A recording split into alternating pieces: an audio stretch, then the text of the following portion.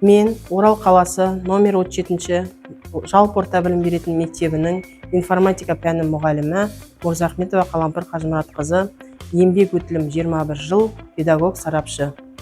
Сабақтың тақырыбы Image Composite Editor программасында үшті панорама құру, 11 сынып. Оқыту мақсаты бірінші тұлғалы көрінісі бар үшті панорама жасау, және сабақтың мақсаты үшті панорамасында қадамдар бойынша құру. Саламатсыздар ма оқушылар? Отыра қойыңыздар. Енді сабағымызды бастамас бұрын баршаңызды тақтаның алдына шақырамын. Бүгінгі сабаққа өзіміздің көршімізге көңіл күйіңізді білдіре қойыңыздар. Әзір бүгінгі сабаққа сәттілік тілеймін. Осы жылың жақсы өтсін. Оқушылар, жүрекшілеріңіздің артқы бетіндегі топтың атаулары тұр, сол топпенен отыра қойыңыздар.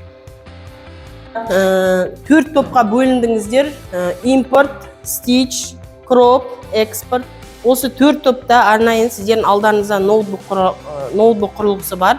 Ноутбуктан топ басшысы, бірінші топтан Алсу, екінші топтан Айдана, үшінші топтан Әли, төртінші топтан Гүлім.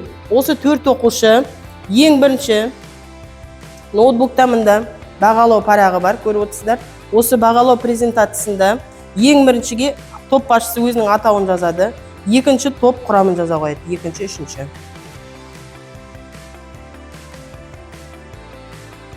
Оқушылар өткен материалды қайталау мақсатында үй тапсырмасын тексере қойып. Балалар, экранда көрсетулі сіздерде Word платформасында QR код көрсетілген.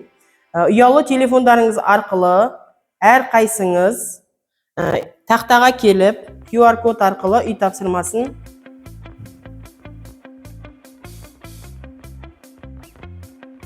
жақсы оқушылар, уақыт аяқталды.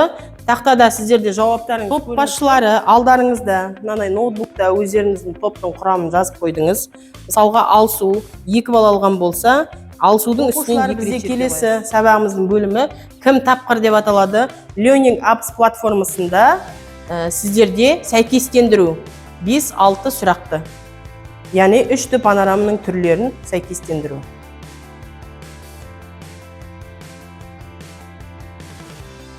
Ал жақсы балалар, енді сәйкестендіру тапсырмасын орындап болсақ, барлығымыз орнымызға келесі бөлімі тақтаға назар аудара қойық, ой қозғау. Үшті панорама неліктен танымал? Кім жауап береді? Кім жауап береді?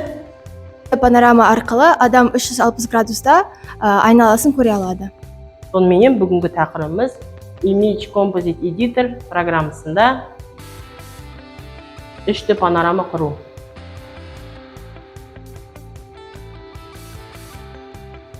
Жарайды балалар, жазып болсақ тақтаға назар аудара қойық. Технологиялардың дамуына байланысты үйден шықпай компьютерді қосып, немесе смартфонды ұстап отырып, жер шарының кез Жақсы балалар, енді жаңа тақтадан бейнероликтен не байқадыңыздар? Бұл штатив камераны ұстауға, бекітуге арналған, бүгінгі тақырыпқа қолдануға болады. Жақсы балалар, бүгінгі сабағымызға байланысты тірек сөздер 3 тілде берілген. Ал жақсы, бір шолып бәріміз қайталап оқып шыға қойық. 3D панорама, 3D панорама. Оқушылар, қазір келесі бөліміміз бізде практикалық бөлім, мектепке шолу, мектебіміздегі әдемі жерлерді фотоға түсіріп, сыныптан шығып, фотоға түсіріп, қайттан 1-2 минут уақыт беріліп келіп отырамын.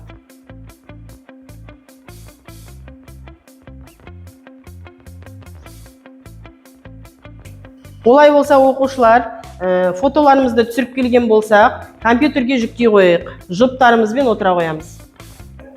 Суреттерімізді жүктеп болсақ, жұмыс үстелімізде 37-ші мектеп деген бумаға жүктедіңіздер. Енді Image Composite Editor программасын аша қоямыз. Стич қадамынан, құрып қадамынан өтеді. Мектепке шолу атымен сақтай қойыңыздар балалар, жұмыс үстелінде. Бүгінгі сабағымызды бекіту мақсатында экранда сізде Сократив платформасында жауап бересіздер. 5 сұрақтан тұратын Сократив платформасына ұялы телефондарыңызды аша қойыңыздар. Студент Student.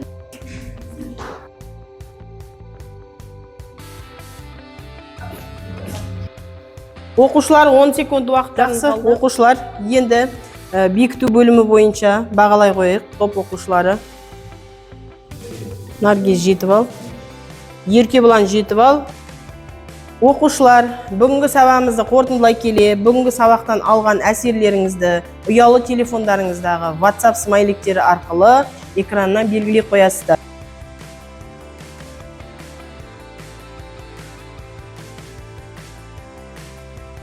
Жақсы оқушылар, бүгінгі сабақталған алған әсерлеріңіз 9 оқушы керемет деп, жақсы деп 2 оқушы белгілеп отыр екен. Енді бүгінгі сабақ бойынша қандай тақырыппен таныстық, қандай программамен таныстық, қадамдарымен таныстық, өз ойларыңызды білдіріп, кім айтады екен? Айдана айта ғой. Бүгінгі сабақта біз 3D панорама туралы ақпаратпен таныстық. Сонымен қатар 3D панораманы қалай құрамыз деген сұрақтарға жауап алды. Яғни бірінші суретке түсіреміз, одан кейін ол суреттерді желімдеп біріктіреміз. Ең соңында бізде конвертация процесі жүреді. Ақпараттық түрден және де практикалық түрде де жоғарғы деңгейде өтті. Рахмет, Айдана, ойыңа. Ал енді бүгінгі сабағымыз аяқтай келе, үйге тапсырма беріледі. Үйге тапсырма жазып ала қойыңыздар. Сонымен оқушылар үй тапсырмасын жазып ала қойып, генератор QR бағдарламасы платформасы арқылы ұлы тұлғалардың суреттерін жасырып қойылған фотолар мен бейнелерді жинақтап келесіздер. Сонымен сабағымыз аяқталды. Сау болыңыз.